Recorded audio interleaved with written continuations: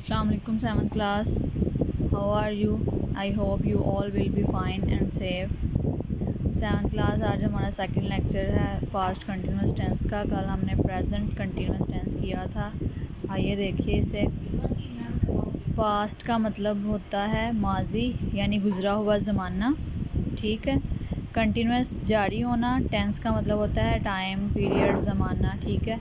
यानी इस टेंस में वो काम होगा जो कि गुज़रे हुए ज़माने में जारी होना जिसका पाया जाए, ठीक है।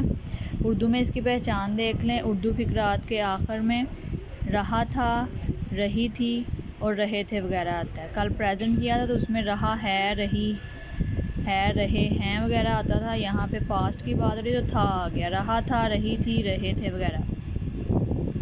उसके बाद इसका मेथड है मेथड ऑफ अफर्मेटिव सेंटेंसेस, ठीक है। अफर्मेटिव यानी मुस्बत फ़िक़रात कैसे बनाने हैं। सबसे पहले इसका मेथड देख लें।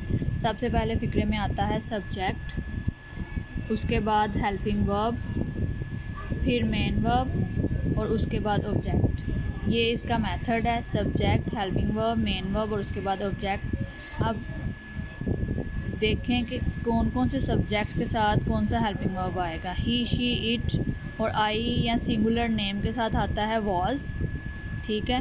वी, दे, यू और या प्लूरल जो नाउन है उनके साथ आता है वर, ठीक है। सिंगुलर के साथ और ही, शी, इट के साथ वॉज और वी, दे, यू और प्लूरल के साथ वर। और वर्ब की फॉर्म कंटिन्यूस सेंटेंस, जितने भी कंटिन्यूस टेंसेस होते हैं उनमें फ़र्स्ट फॉर्म के साथ हम आईएनजी का एडिशन करते हैं। तो इस टेंस में भी फ़र्स्ट फॉर्म के साथ आपने आईएनजी का एडिशन करना है। ऑब्जेक्ट कोई भी सेंटेंस के अकॉर्डिंग हो सकता है, ठीक है। अब नेक्स्ट है एग्ज़ाम्पल्स। हम चिड़ियाघर जा रहे थे। अब रहे थे भी आ गया, यानी पहचान भी इसकी उर्दू में भी हो गई। We were going to zoo. We plural है तो इसलिए वर आया, we were going to zoo. Ali इम्तिहान की तैयारी कर रहा था। अली चूँकि सिंगुलर है तो इसलिए वाज आएगा। Ali was preparing for the exams. Prepare के साथ आईएनजी लगाया तो प्रिपेयरिंग बन गया। Ali was preparing for the exams.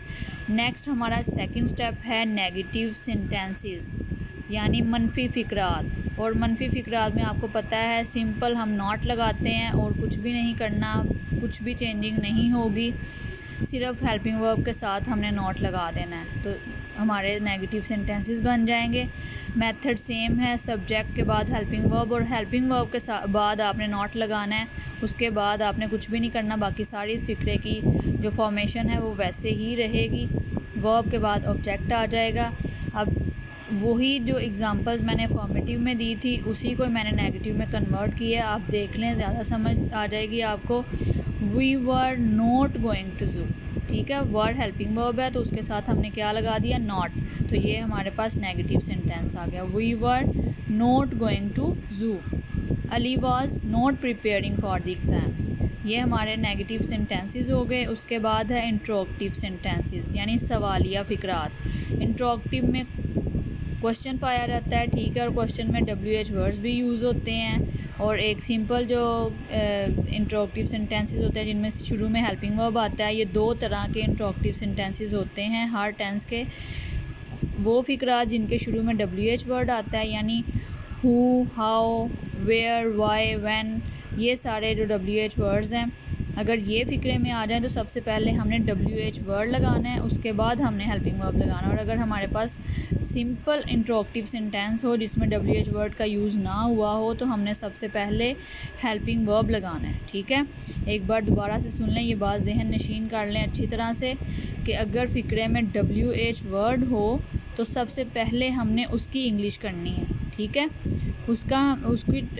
उसे लगाएंगे, उसके बाद हमने हेल्पिंग वर्ब लगाना है, फिर बाकी फ़िक्रे की तरतीब सब्जेक्ट, वर्ब और ऑब्जेक्ट एंड पे क्वेश्चन मार्क। और अगर WH वर्ड नहीं होता इन दैट केस आपने हेल्पिंग वर्ब स्टार्ट में लगाना है, ठीक है। यानी वाज और वार शुरू में आ जाएंगे, बाकी फ़िक्रा उसी तरतीब से होगा। अब जैसे ये है were we going to zoo, ये सिंपल है, इसमें शुरू में मैंने हेल्पिंग वर्ब लगाया है। ये WH वर्ड वाला नहीं है इसलिए शुरू में हेल्पिंग वर्ब आया है। अब सेकंड जो सेंटेंस है वाई वाज, अब इसमें WH वर्ड आया तो यानी हमने वाज से पहले WH वर्ड लगाना है, वाज वर्ड से पहले। Why was Ali preparing for the exams, यानी अली इम्तिहान की तैयारी क्यों कर रहा था। ये हमारा इंट्रोगेटिव भी हो गया, WH वर्ड वाला भी। इन दोनों सूरतों में आपने क्या करना है वो भी मैंने आपको बता दिया। अब आपने अच्छे तरीके से इस टेंस की आपने प्रैक्टिस करनी है, क्योंकि जितनी प्रैक्टिस टेंसेस की आप करेंगे उतनी ही कमांड आपकी टेंसेस पे होगी, इंग्लिश ग्रामर पे होगी। इसलिए पूरे फोकस के साथ बेटा, पूरे ध्यान के साथ आपने ये काम करना है। ये मत समझें कि स्कूल हमारे ओपन नहीं है, टीचर्स हमारे पास नहीं हैं तो हम अपना टाइम वेस्ट करें, जो दिल में आया हम वो करेंगे। आप ठीक है, आप खेलें भी, बाकी एक्टिविटीज़ भी करें, लेकिन उसके साथ साथ मेरे बच्चे अच्छी तरह से आप अपनी जो स्टडी है उस पर भी फोकस करें, ठीक है। ये टाइम बहुत प्रीशियस है आपका, इसको वेस्ट मत करें, ठीक है। मुझे उम्मीद है कि आपको मेरी बात समझ में आई होगी। चलें ठीक है, आपने अच्छे तरह से इसकी प्रैक्टिस करनी है। ओके, टेक केयर, अल्लाह हाफिज़।